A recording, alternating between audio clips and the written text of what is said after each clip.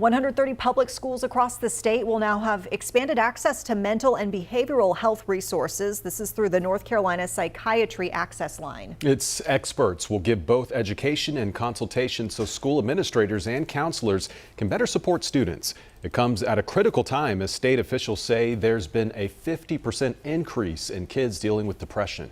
WCNC Charlotte's Chloe Leshner shares exactly what schools will get with this extra resource. There are 10 school districts in our area that asked to be a part of this. That includes Cabarrus County Schools, Kannapolis City Schools, and CMS, where nearly 24 schools will have access to these resources. It will help set school counselors up for success, which will trickle down to the students.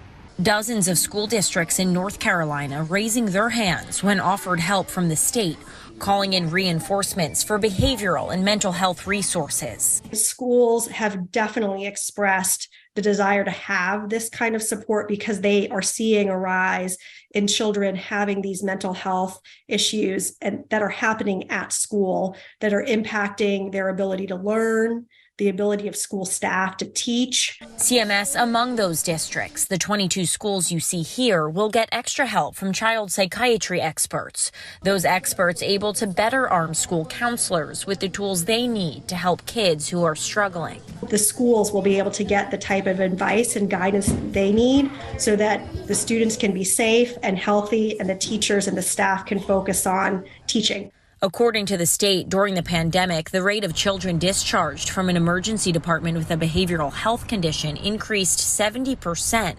But the majority of those kids aren't getting the help they need, in part because of a shortage of child psychiatrists in the state. We know that in order for kids to be healthy, both physically, emotionally, and also doing well in school, that they need to have access to the right types of behavioral health supports and at the right time.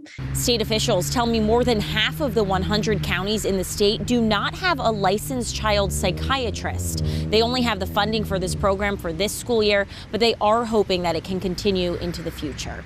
At CMS headquarters, Chloe Leshner, WCNC Charlotte.